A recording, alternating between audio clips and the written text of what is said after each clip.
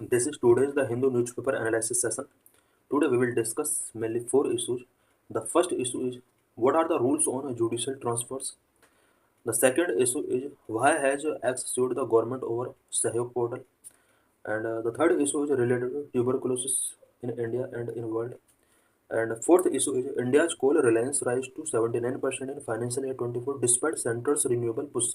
So let's discuss all the issues in detail. What is the procedure to High Court judge transfer? In this article, we will discuss the procedure to transfer a High Court judge. We will also discuss about collegium system and National Judicial Appointment Commission. So let's discuss the issue in detail. What are the rules on judicial transfer? Why news? Recently, charred currency notes were recovered from Delhi High Court Justice Yashwant Verma's residence after a fire. Recently, Delhi high court justice Yashwant Verma के residence से कुछ burn currency notes recover किए गए हैं. Now justice Yashwant Varma repatriated to his parent high court in Allahabad where he had previously served as a जज. Now justice Yashwant Verma को उनके parent high court Allahabad को रिपेट्रिएटेड कर दिया गया है जहां पर वो प्रीवियसली सर्व कर रहे थे. His transfer was proposed after Delhi high court chief justice sought an in house inquiry into the matter. Justice Yashwant Verma का जो ट्रांसफ़र किया गया है इलाहाबाद हाई कोर्ट के लिए, इसके लिए Delhi high court chief justice के द्वारा प्रपोज किया गया था और साथ ही एक इस मैटर पर इन हाउस इंक्वायरी भी इनके द्वारा सॉर्ट की गई है. हाउ आर हाई कोर्ट जजेस ट्रांसफर्ड? रिसेंटली हाई कोर्ट जजेस का किस तरह से ट्रांसफर किया था, उसके लिए क्या प्रोसीजर है. Article 222 one of the constitution empowered the president in consultation with the CJI to transfer a जज from one high court to another. Present में कॉन्स्टिट्यूशन के आर्टिकल 222 वन के अंदर प्रेसिडेंट को एम्पावर किया गया है कि वो चीफ जस्टिस ऑफ इंडिया की कंसल्टेशन के साथ किसी भी हाई कोर्ट के जज को किसी दूसरे हाई कोर्ट में ट्रांसफ़र कर सकता है. इट मीन्स ट्रांसफ़र करने की जो पावर है वो प्रेसिडेंट को गिवन की गई है, बट प्रेसिडेंट इससे पहले सीजेआई के साथ इससे रिलेटेड कंसर्न करेगा. This provision has been the subject of extensive judicial interpretation, particularly through three rulings known as the first, second and third judges case. President के द्वारा हाई कोर्ट के जजेस का जो ट्रांसफ़र किया जाता है इसका जुडिशियल इंटरप्रिटेशन का एक सब्जेक्ट है, बिकॉज ये जो प्रोसेस है ये फर्स्ट, सेकंड एंड थर्ड जजेज केस से इसका कनेक्शन है. Transfer recommendations be made by CJI in consultation with the four senior most जजेज. ट्रांसफ़र के लिए जो रिकमेंडेशन किया जाता है चीफ जस्टिस ऑफ इंडिया के द्वारा, प्रेसिडेंट के साथ ही रिकमेंडेशन किया जाता है, but chief justice of India इससे पहले सुप्रीम कोर्ट के फोर सीनियर मोस्ट जजेस के साथ कंसल्ट करता है, उसके बाद अपने रिकमेंडेशंस प्रेसिडेंट के साथ ही प्रपोज करते हैं. Following the collegium's recommendation, the law minister review it and advise the PM, who then forward the recommendation to the president. Collegium system के रिकमेंडेशन के बाद लॉ मिनिस्टर इस रिकमेंडेशन को रिव्यू करते हैं. उसके बाद लॉ मिनिस्टर इससे रिलेटेड एडवाइस पीएम को देता है. पीएम इसके बाद इस रिकमेंडेशन को प्रेसिडेंट के पास फॉरवर्ड करता है. इट मीन सबसे पहले कॉलेजियम के द्वारा रिकमेंड किया जाता है हाई कोर्ट के जजेस के ट्रांसफ़र के लिए. कॉलेजियम इसको लॉ मिनिस्टर के पास फॉरवर्ड करता है, लॉ मिनिस्टर प्राइम मिनिस्टर के पास फॉरवर्ड करता है, प्राइम मिनिस्टर देन प्रेसिडेंट के पास फॉरवर्ड करता है. Once approved, the transfer is formalized through a gazette notification and the judge assume office in the new high court. एक बार president के द्वारा भी अगर ये अप्रूव हो जाता है उसके बाद गजट नोटिफिकेशन के द्वारा ट्रांसफ़र को फॉर्मलाइज कर दिया जाता है और जज न्यू हाई कोर्ट को ऑफिस एज्यूम कर लेता है.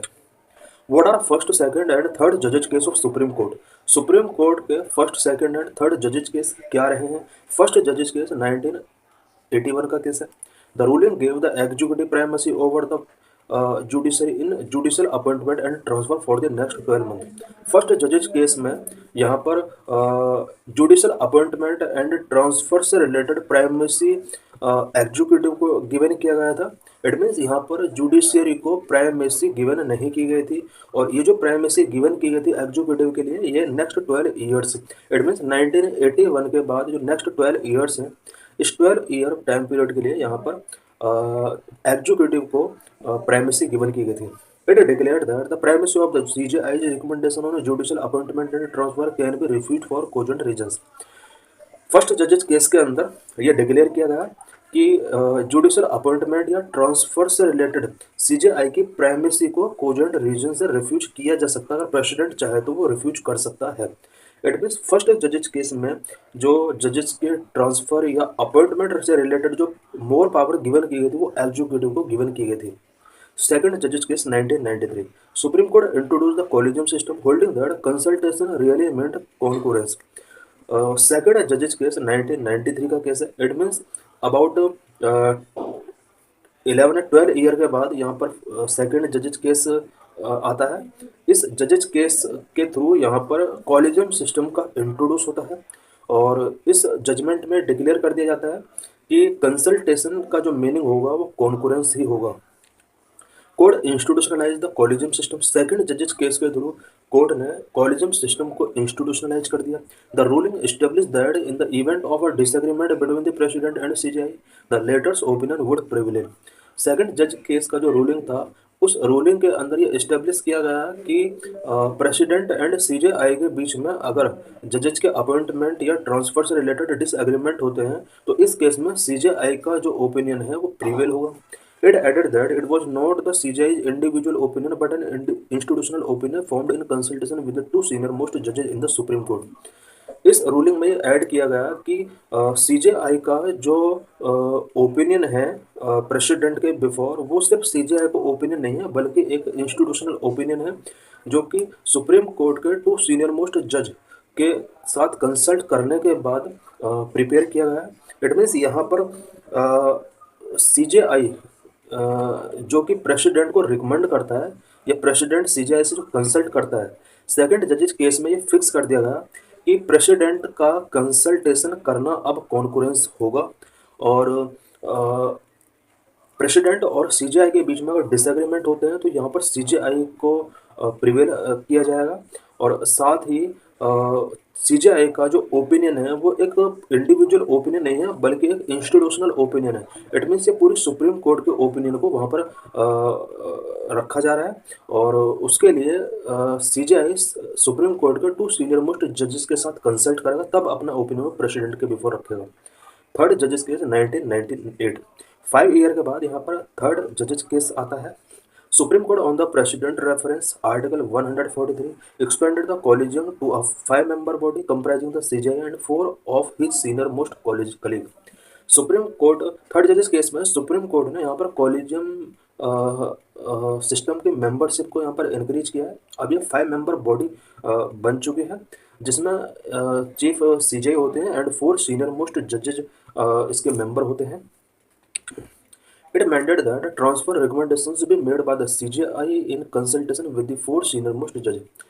थर्ड जजेस केस ये मैंडेट करता है कि ट्रांसफ़र रिकमेंडेशंस जो मेड किए जाएंगे वो सीजेआई के द्वारा मेड किए जाएंगे और सीजेआई इसके लिए 4 सीनियर मोस्ट जजेस के साथ कंसल्ट करेगा।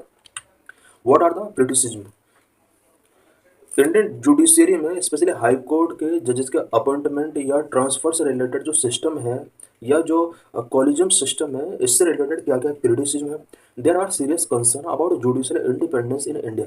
इंडिया की जुडिशियल इंडिपेंडेंसी में कुछ सीरियस कंसर्न है। अब ये सीरियस कंसर्न क्यों है इसके लिए मेन 3 फैक्टर्स हैं। Number 1 growing executive interference. Judicial independence में यहाँ पर एग्जीक्यूटिव इंटरफेरेंस बहुत ज़्यादा इंक्रीज हो रहा है। नंबर 2 ओपेसिटी इन अपॉइंटमेंट प्रोसीजर जो भी है उसमें काफ़ी ओपेसिटी है, इस वजह से भी कुछ कंसर्न रेज हो रहे हैं। Number 3 weak accountability mechanism. किसी टाइप की यहाँ पर अकाउंटेबिलिटी नहीं है और अगर है तो काफ़ी वीक अकाउंटेबिलिटी मैकेनिज्म है। Judicial transfer carried out without the affected जज consent are often justified on ambiguous ground such as public interest and the better administration of justice. Indian judiciary के अंदर जो भी जुडिशियल ट्रांसफ़र किए जाते हैं उसमें अफेक्टेड जज की कंसेंट यहाँ पर कैरिड आउट नहीं की जाती है और इसके लिए रीजन या तो पब्लिक इंटरेस्ट या better administration of justice given किया जाता है। To mitigate these concerns, the ICJ recommended that Parliament establish a judicial council to oversee appointment and transfer based on transparent, objective and predetermined criteria.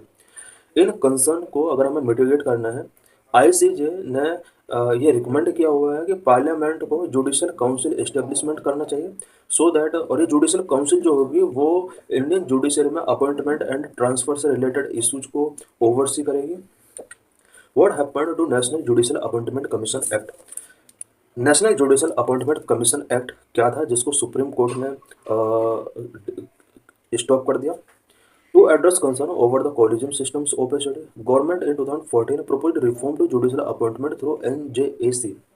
Collegium system की opacity से related concern को address करने के लिए 2014 में government ने judicial appoint में reform लाने के लिए यहाँ पर NJAC प्रपोज किया था। इट मीन्स कॉलेजियम सिस्टम के अंदर कुछ ओपेसिटी आज भी है, उससे रिलेटेड कंसर्न को एड्रेस करने के लिए, साथ ही जुडिशल अपॉइंटमेंट में ट्रांसपेरेंसी लाने के लिए यहाँ पर 2014 में national judicial appointment commission government के द्वारा प्रपोज किया गया था। In August parliament enacted the constitution 99 amendment act 2014 and NJAC act 2014 establishing an independent body to replace the collegium system for appointing जज to the supreme court and high court. Supreme court और high court के जजेज के appointment के लिए 2014 में यहाँ पर कॉन्स्टिट्यूशन के अंदर 99th अमेंडमेंट एक्ट और नेशनल जुडिशल अपॉइंटमेंट एक्ट यहाँ पर इनेक्ट किया गया था। और ये इसलिए इनेक्ट किए गए थे सो दैट इंडिया में कॉलेजियम सिस्टम को इसके साथ रिप्लेस किया जा सके। It means high court and supreme court के जजेस का जो अपॉइंटमेंट होता है इस टाइम वो कॉलेजियम सिस्टम के द्वारा किया जाता है, जिसमें काफ़ी ओपेसिटी है एंड जुडिशल अपॉइंटमेंट में रिफॉर्म की ज़रूरत है। इसको रिप्लेस करने के लिए 2014 में एक इंडिपेंडेंट बॉडी NJAC एक्ट पास किया जाता है और इसके लिए कॉन्स्टिट्यूशन का 99th अमेंडमेंट किया जाता है। The NJAC was to be chaired by the CJI and include two senior most judge of Supreme Court, Union Law Minister and two eminent civil society members। National judicial appointment commission जिसके head CJI propose किए गए थे and इसके कुछ और भी member यहाँ पर फिक्स किए गए थे। मेंबर्स की अगर बात की जाए तो इसमें total member about 5 member plus CJI यानी 6 मेंबर ये बॉडी थी, जिसमें से चेयरपर्सन इसके CJI थे, सुप्रीम कोर्ट के 2 सीनियर मोस्ट जजेस इसके मेंबर थे, यूनियन लॉ मिनिस्टर इसके मेंबर थे and 2 eminent civil society members भी इसके अंदर प्रपोज किए गए थे। 2 एमिनेंट सिविल सोसाइटी मेंबर्स की अगर बात की जाए इसमें one would be nominated by a panel comprising CJI, PM and leader of opposition in Lok Sabha, while the other had to belong to द SC ST OBC और टू बी अ वुमेन। बात अगर 2 एमिनेंट सिविल सोसाइटी मेंबर की जाए तो इनमें से एक member CJI, PM and LOP के द्वारा कंप्राइज पैनल के द्वारा नॉमिनेट किए जाने हैं। साथ ही जो अदर मेंबर होगा वो SC ST OBC या फिर वुमेन को इसमें चूज किया जाएगा। The amendment passed in parliament with near complete consensus and was subsequently ratified by 16 state legislature. इससे रिलेटेड अमेंडमेंट पार्लियामेंट के अंदर पास कर दिया जाता है और वो फुल्ली कॉन्सेंसस के साथ और साथ ही 16 स्टेट लेजिस्लेचर के द्वारा इसको रेक्टिफाई करा लिया जाता है। However within days of its enactment the law was challenged before the supreme court. Amendment pass होने के बाद ये within days supreme court के बिफोर इसको चैलेंज किया जाता है। Why national judicial appointment commission was abolished by supreme court. NJAC supreme court के द्वारा अबॉलिश कर दिया जाता है कुछ टाइम पीरियड के बाद। The primary contention was the veto power granted to any 2 dissenting NJAC members potentially allowing the law minister and 2 eminent members to override the judiciary's majority within the commission. NJAC को abolish करने का जो main reason था वो ये था कि NJAC members के 2 डिसेंटिंग मेंबर को यहाँ पर वीटो पावर दी गई। इट मीन्स 6 मेंबर में से अगर 2 मेंबर्स अपने वीटो पावर का यूज करते हैं तो यहाँ पर मेजॉरिटी डिसीजन नहीं लिया जा सकता है और ऐसा माना गया कि इस 2 मेंबर जो वीटो पावर का यूज कर सकते हैं उसमें लॉ मिनिस्टर हो सकता है एंड 2 एमिनेंट मेंबर जो चूज किए गए हैं इनमें से कोई एक। इट मीन्स यहाँ पर 2 मेंबर अगर किसी भी डिसीजन पर वीटो टेकिंग कर देते हैं तो इससे जुडिशरी का जो इंडिपेंडेंसी है वो कहीं ना कहीं अफेक्टेड हो सकती है। On October 16, 2015, a 5-judge bench ruled with a 4-1 majority that the NJAC was unconstitutional and violated the basic structure of constitution। अक्टूबर 16, 2015 में 5 जज बेंच का यहाँ पर 4:1 मेजोरिटी के साथ एक रूलिंग आता है जिसमें एनजेएसी को अनकॉन्स्टिट्यूशनल डिक्लेयर कर दिया जाता है। साथ ही ये बेसिक स्ट्रक्चर ऑफ कॉन्स्टिट्यूशन को वायलेट करने वाला एक्ट इसको डिक्लेयर किया जाता है। The bench underscored that the veto power with the law minister or with non-judge members as against a Supreme Court judge who is member of the collegium may violate interference with the independence of judiciary। Supreme court bench ने कहा था कि अगर law minister and non जज members veto power का use करते हैं तो इससे जुडिशरी की इंडिपेंडेंसी काफ़ी हद तक अफेक्ट हो सकती है। What is Sahyog portal? Why X refuse to join Sahyog portal? Social media platform X has sued the Union Government in Kerala High Court for Sahyog Portal, which it says is a censorship portal। Social media platform x ने Karnataka high court में central government को सहयोग portal को लेकर सूड किया है। X ने कहा है कि सहयोग पोर्टल एक सेंसरशिप पोर्टल है। Sahyog portal allow local police and different parts of the government to discriminately demand take down of the online content. Sahyog portal के through local police and government के अदर डिपार्टमेंट किसी भी ऑनलाइन कंटेंट को indiscriminately तरीके से take down कराने के लिए रिक्वेस्ट कर सकते हैं। इट मीन्स सहयोग पोर्टल गवर्नमेंट ऑफ इंडिया के द्वारा लॉन्च किया गया एक ऐसा पोर्टल है जिसके थ्रू गवर्नमेंट का कोई भी डिपार्टमेंट या लोकल पुलिस किसी भी ऑनलाइन कंटेंट को टेक डाउन करने के लिए डिमांड कर सकती है। What is the Sahयोग portal? The Sahयोग portal was developed to automate the process of sending notice to the intermediaries by the appropriate government or its agency under IT Act 2000। Sahyog portal ये एक ऐसा portal है जिसके through government का कोई भी department या कोई भी एजेंसी किसी भी सोशल मीडिया इंटरमीडिएट्स को किसी सोशल कंटेंट को रिमूव करने के लिए रिक्वेस्ट कर सकता है और इसको आईटी एक्ट 2000 के अंडर प्रपोज किया गया है। Sahyog portal facilitate the removal or disabling of access to any information data or communication link being used to commit a lawful act. Sahyog portal के थ्रू किसी भी ऐसी इंफॉर्मेशन या डाटा तक एक्सेस को डिसेबल या रिमूव किया सकता है जो कि किसी भी अनलॉफुल एक्ट को कमिट करने के लिए यूज किया जा रहा है। इट मीन्स किसी भी अनलॉफुल एक्ट से रिलेटेड इन्फॉर्मेशन या फिर डाटा को रिमूव करने के लिए डिसेबल करने के लिए सहयोग पोर्टल का यहाँ पर यूज किया जा सकता है। It is run by the ministry of home affairs with help from the ministry of electronics and information technology. Sahyog portal ministry of home affairs के द्वारा ministry of electronics and information technology के help से इसको run किया जाएगा। The portal is to be given over the police across the country. ये portal पूरे country में पुलिस को गिवन किया गया है। The main mandate however remain content take down notice under section 79(3)(b of the information technology IT act 2000। Sahyog portal के अंदर जो मेन मैंडेट है वो आईटी एक्ट 2000 के सेक्शन 79(3)(b के अकॉर्डिंग किसी भी सोशल कंटेंट को टेक डाउन करने से रिलेटेड नोटिस यहाँ पर रिलीज किया जा सकता है। X considered this illegal as it argues only two law govern internet take downs in India. X ने इस सहयोग पोर्टल को इलीगल डिक्लेयर किया है और इसने कहा है कि इंडिया में किसी भी इंटरनेट टेक डाउन को गवर्न करने के लिए ओनली 2 लॉ है और 79(3)(b ये कोई रूल नहीं है। What is section 79(1), 79(3)(b and 69(a)? IT act का सेक्शन 79(1), 79(3)(b एंड 69(a) क्या है, इससे रिलेटेड कुछ पॉइंट्स यहाँ पर डिस्कस करेंगे।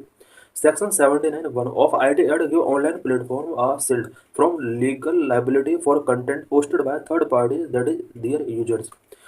आईटी एक्ट 2000 का सेक्शन 79(1) के अंदर यहाँ पर कुछ ऑनलाइन प्लेटफॉर्म को यहाँ पर यूजर के द्वारा पोस्ट किए गए कंटेंट को लेकर लीगल लाइबिलिटी से प्रोटेक्शन प्रोवाइड कराता है। इट मीन्स यूजर जो भी कंटेंट पोस्ट कर रहे हैं उसमें प्लेटफॉर्म की कोई लीगल लाइबिलिटी नहीं होगी। इससे रिलेटेड प्रोविजन 79(1) के अंदर किए गए हैं। X argue that this is an overreach. Section 79(3)(b of the IT Act does not authorize the government to issue information blocking orders, X said in its petition। X ने कहा है कि section 79(3)(b के अंदर government को किसी भी information को ब्लॉक करने से रिलेटेड यहाँ पर पावर नहीं दी गई है, बल्कि 79(1) के अंदर यहाँ पर ऑनलाइन प्लेटफॉर्म को एक शील्ड प्रोवाइड की गई है। That power is govern by section 69A of the IT act procedure and safeguard for blocking of for access of information by public rules 2009। Act ने कहा है कि किसी भी कंटेंट को ब्लॉकिंग करने से related order only IT act के सेक्शन 69A के अंदर प्रोवाइड की गई है, और इसके अंदर भी IT एक्ट रूल 2009 के अंदर कुछ प्रोविजन किए गए हैं। उन प्रोविजन के अकॉर्डिंग गवर्नमेंट चाहे तो किसी भी सोशल मीडिया कंटेंट को ब्लॉकिंग करा सकती है। Section 69A allow the government to block content, किसी भी कंटेंट को ब्लॉक करने के लिए अलाउ करता है if it impinges on interest of sovereignty and integrity of India. अगर कोई भी content sovereignty and integrity of India के इंटरेस्ट में कहीं ना कहीं इसका वायलेशन अगर होता है तो उसको टेक डाउन करा सकती है। Defence of India, security of state, friendly relation with foreign state or public order for preventing incitement to the commission of any cognizable offence relating to above. इन पॉइंट्स से रिलेटेड अगर कोई भी content है तो उसको यहाँ पर टेक डाउन कराने की पावर गवर्नमेंट को दी गई है। इसके लिए only section 69A of IT act 2000 का यहाँ पर यूज किया जा सकता है। What are various causes, effect, signs and symptoms of TB? Why news?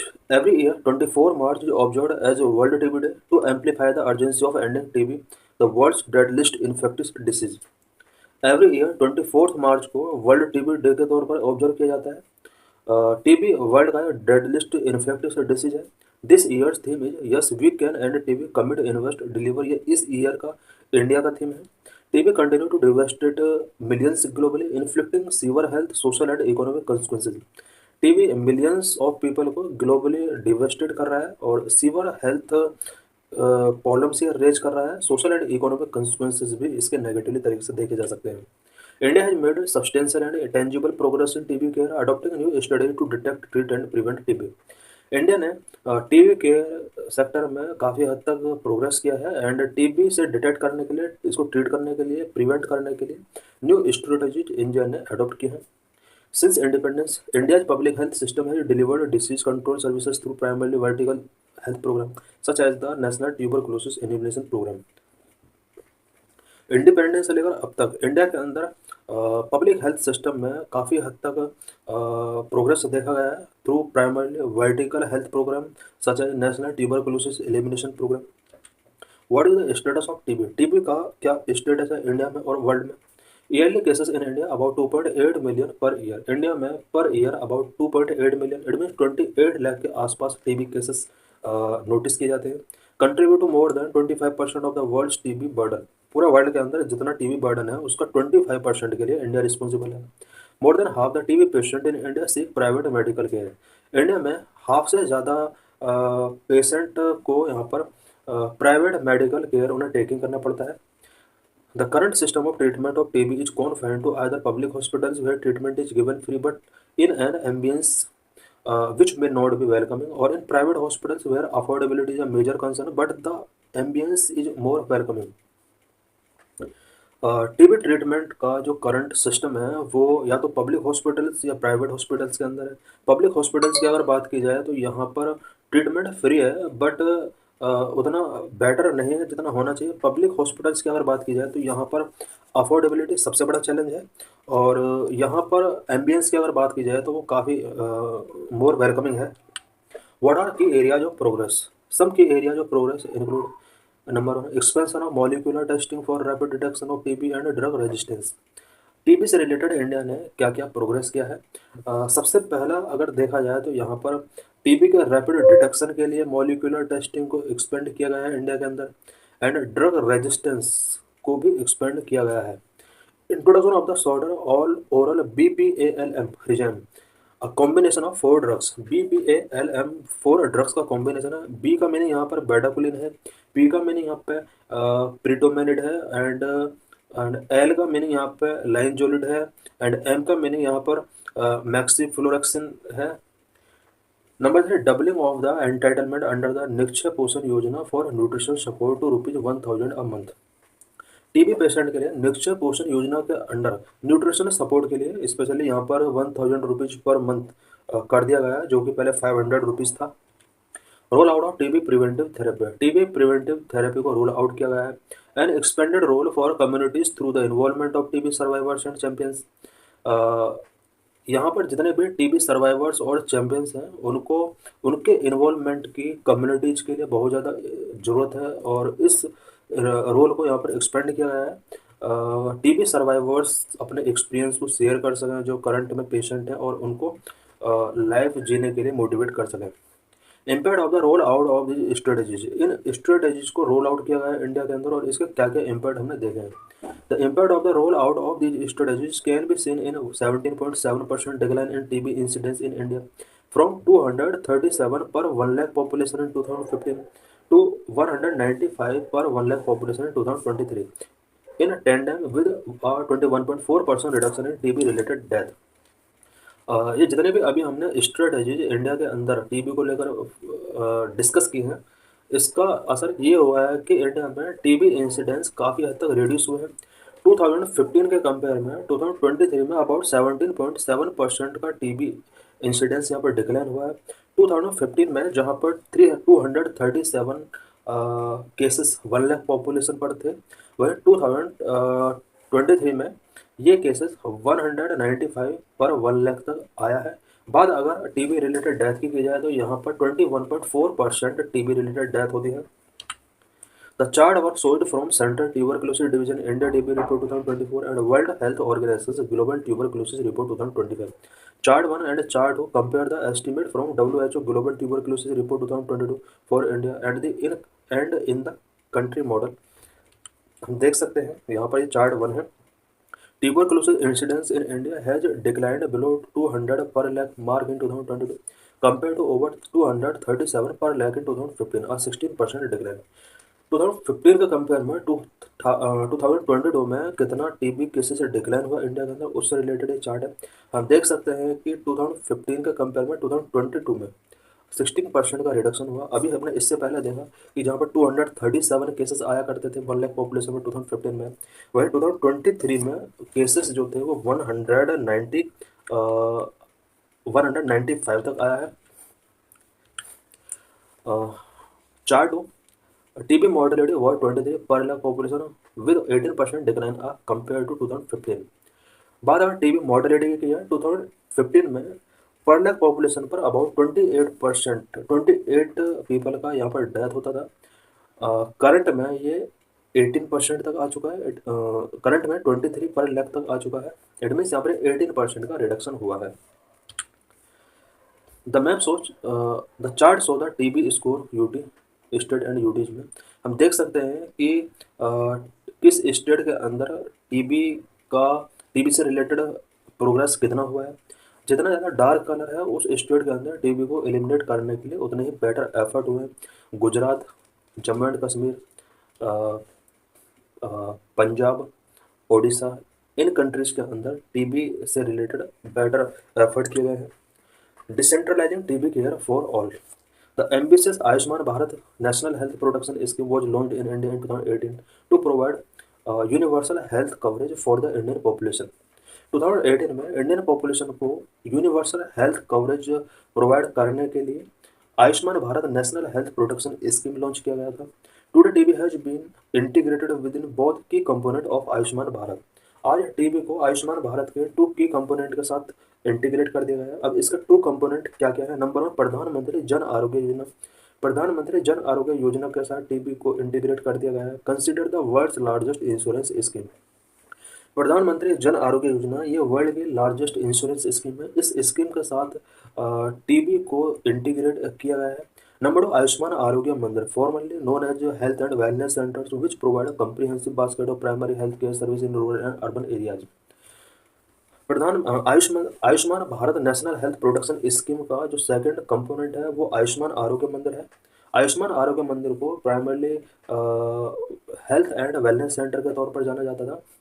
Rural and urban areas में प्राइमरी हेल्थ केयर सेक्टर के लिए कम्प्रीहेंसिव बास्केट ये प्रोवाइड कराता है। The integration of TB services at the Ayushman Arogya मंदिर primarily care level is designed to give high quality services at the first point of contact, bringing together diagnostic, treatment and preventive care under one umbrella. Ayushman Arogya मंदिर के साथ TB services को integrate किया गया है और इसमें टीबी पेशेंट को हाई क्वालिटी सर्विस प्रोवाइड कराई जाती है, specially diagnostic treatment and preventive care के लिए। Ayushman Arogya Mandir serve as sputum collection centre where people with TB symptoms can give samples for testing. Ayushman Arogya Mandir में यहाँ पर टीबी सिम्टम्स रखने वाले पेशेंट सैंपल टेस्टिंग के लिए गिवन कर सकते हैं। The NTEP has also been optimising sample collection and transportation method through a diagnostic network optimisation exercise. NTEP national tuberculosis elimination programme, इस प्रोग्राम के अंडर भी यहाँ पर सैंपल कलेक्शन किया जाता है एंड वेरियस मेथड के साथ यहाँ पर डायग्नोस्टिक सर्विस प्रोवाइड कराई जाती है। While TB services have been free within the public health system, over 50% of all people with TB symptoms continue to seek care in the private sector. TB services public health care system में freely available है, but अभी भी 50% से ज़्यादा patient private sector से ही यहाँ पर टीबी सिम्टम्स का ट्रीटमेंट टेकिंग करते हैं। TB services are freely available in the public health system, public health system में फ्रीली अवेलेबल है। It is equally essential to ensure that Ayushman Bharat PMJAY जो कि एक इंश्योरेंस स्कीम है, provide full insurance coverage for those who seek care for treatment in the private और public sector, particularly those who are severely ill. PMJAY के under जो insurance scheme cover है उसको private and public health sector से treatment कराने वाले all person को provide कराया जाना चाहिए। What need to be done? The most efficient health sector cannot end TB by itself. We need multi-sectoral action. हमें multi-sectoral action की जरूरत पड़ेगी। Number one, we need more champions who are able to say they had TB and motivate other people with TB. हमें ऐसे champion की ज़रूरत है जो कह सकें कि आई हैड TB एंड वो अपने एक्सपीरियंस से अदर TB पेशेंट को मोटिवेट कर सकें। Number two, TB needs to be integrated within social and private insurance scheme. Our elected representatives must include TB on their agenda. TB को social and private insurance scheme के साथ integrate करने की जरूरत है और हमारे जो भी रिप्रेजेंटेटिव पॉलिटिकल रिप्रेजेंटेटिव होते हैं उन्हें टीबी को अपने एजेंडाज में इंक्लूड करने की जरूरत है। We need an aware media which is willing to spotlight TB. हमें एक ऐसा मीडिया की ज़रूरत है जो टीबी को स्पॉटलाइट कर सके। Corporate India must prioritise TB control and the more is open to investing corporate social responsibility resource. Corporate India को टीबी कंट्रोल के लिए प्रायोरिटाइज गिवन करना होगा, साथ ही कॉर्पोरेट सोशल रिस्पॉन्सिबिलिटी रिसोर्स के तहत इन्हें इन्वेस्ट करना होगा। Number 5, in the long run we need viable social business models for TB care that transcend public private partnership. Public private partnership के तहत हमें वियाबल सोशल बिजनेस मॉडल्स फॉलो करने होंगे सो दैट टीबी को प्रिवेंट किया जा सके। India dependence on coal rises. Last कुछ ईयर्स में इंडिया का कोल पर डिपेंडेंसी बहुत ज़्यादा इंक्रीज हुआ है। India coal reliance rises to 79% in financial year 24 despite centre's renewable push. Central government के रिन्यूएबल एनर्जी सेक्टर को पुश करने के बावजूद भी इंडिया का कोल पर रिलायंस लास्ट कुछ ईयर्स में क्यों इंक्रीज हो रहा है?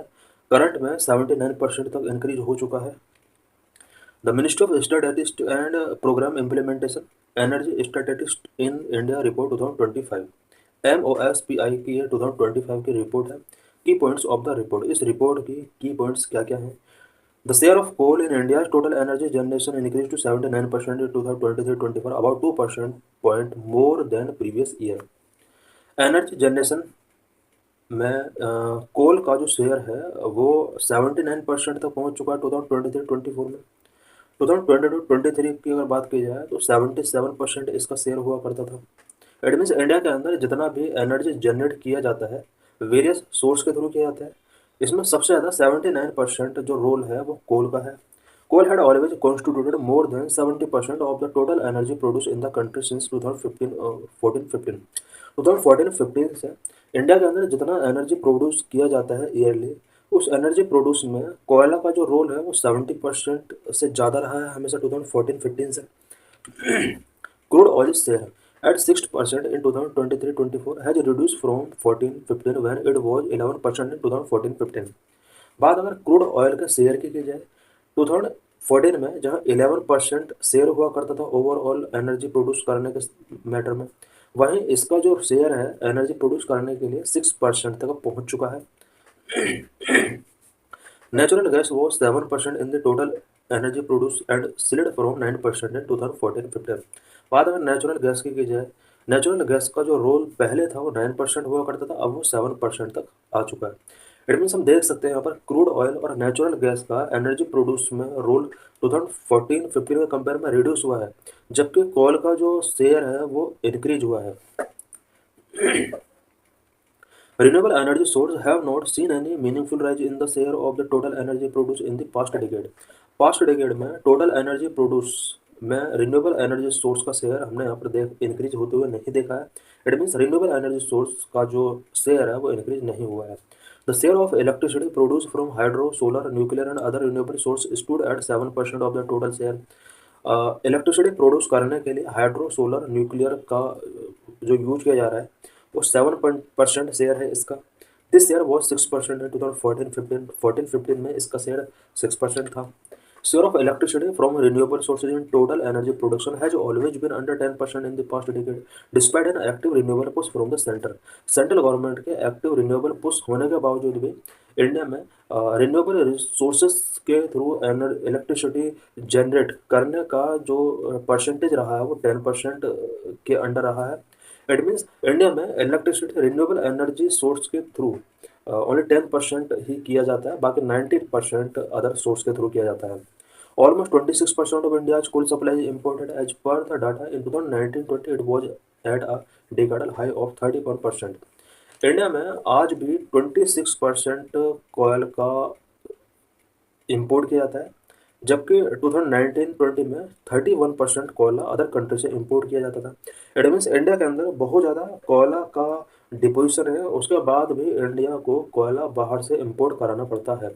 इम्पोर्ट डिपेंडेंस ऑफ कोयल has been more than 25% in the past decade. Past decade से अगर कंपेयर किया जाए तो हमेशा 25% तक इसका इम्पोर्ट इंडिया को करना पड़ा है। Highest import dependence is in crude oil with a dependence of 89% and has not seen any meaningful reduction in the past decade। सबसे ज़्यादा इम्पोर्ट के लिए जो इंडिया को डिपेंड रहना पड़ता है वो क्रूड ऑयल के लिए डिपेंड रहना पड़ता है।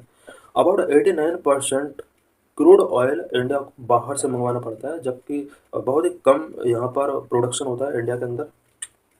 Coal dominates. Coal in the share of total energy production increased from 77% in financial year 22 to 79% in financial year 24। About a fourth of the coal supply imported। 2023 में कोल का जो share था energy produce करने में 77% हुआ करता था, 2024 में 79% ये इंक्रीज हुआ। हम देख सकते हैं कि किस electricity, natural gas, crude oil, lignite या कोल का एनर्जी प्रोड्यूस में कितना यहाँ पर रोल है 2014-15 का हम देख सकते हैं। एंड सबसे ज़्यादा हम देख सकते हैं कि कोयल का जो रोल रहा है एनर्जी प्रोड्यूस में वो सबसे ज़्यादा रहा है, और बाकी नेचुरल गैस है, क्रूड ऑयल है, ये सब डाटा इनका गिवन है। So thanks for watching this video.